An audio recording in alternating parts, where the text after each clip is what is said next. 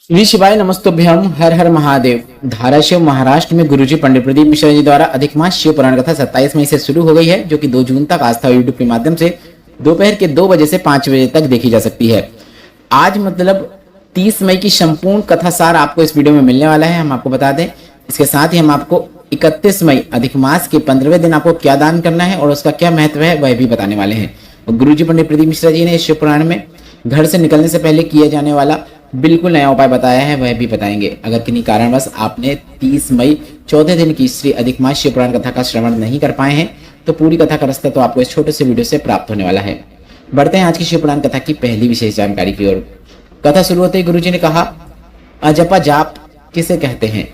ना हमने कोई मंत्र पढ़ा, ना हमने कोई जाप किया, पर हमारी सांसें जो निकल रही हैं और हमारे मन में जो जाप हो रहा है वो अजपा जाप कहलाता है। ऐसे में भी हमें भगवान की भक्ति का फल प्राप्त जरूर होता है। बढ़ते हैं आज की शिव पुराण कथा की दूसरी विशेष जानकारी की ओर।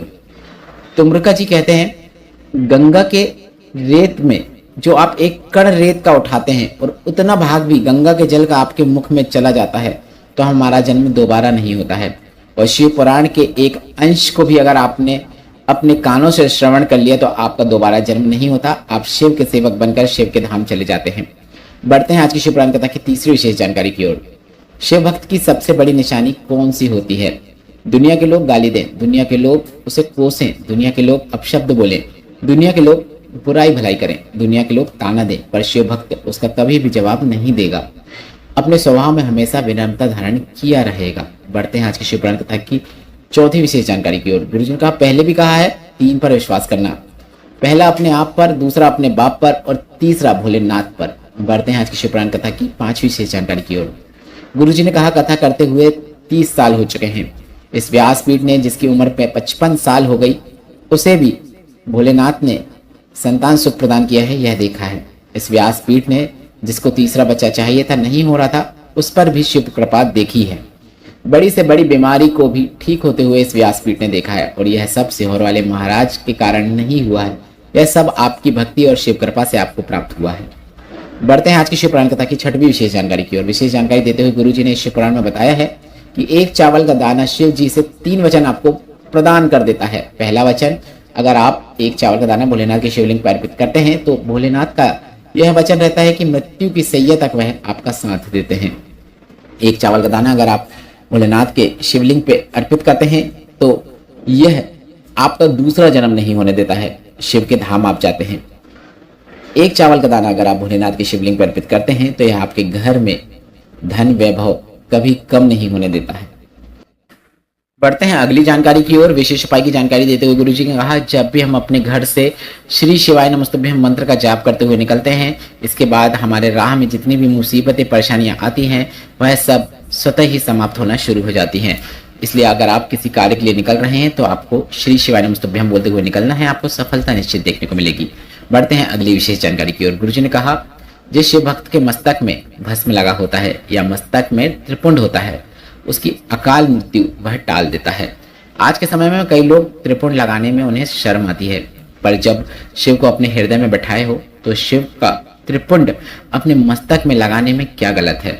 बढ़ते हैं 9वीं विशेष जानकारी की ओर। कल है 31 मई 2026, अधिक मास का 15वां दिन है और गुरुजी पंडित प्रदीप मिश्रा जी ने प्रत्येक दिन अलग अलग दान करने को कहा है और अलग अलग दान का अलग अलग महत्व भी बताया है।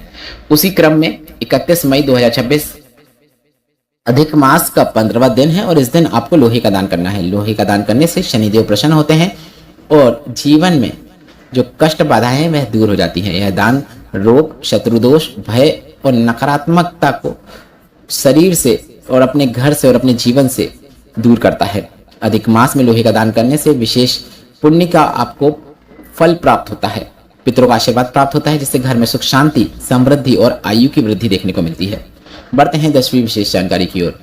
शिव पुराण की कथा कहती है, स्वस्थ रहने का एक सूत्र है, सुबह का भोजन राजा जैसा करो, रात का भोजन भिखारी जैसा करो। पर आज के समय में दुनिया उल्टी है, सुबह का भोजन राजा जैसे तो करती है पर वह रात का भोजन महाराजा जैसे करती है।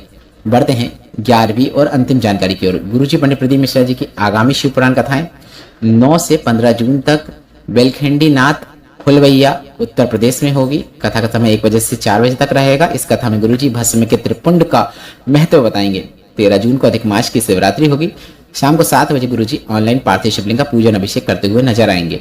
18 से 24 जून भटिंडा पंजाब में दोपहर के 2 बजे से 5 बजे तक कथा ऑनलाइन और पंडाल में आप जहां जाकर देखना चाहें वहां देख सकते हैं।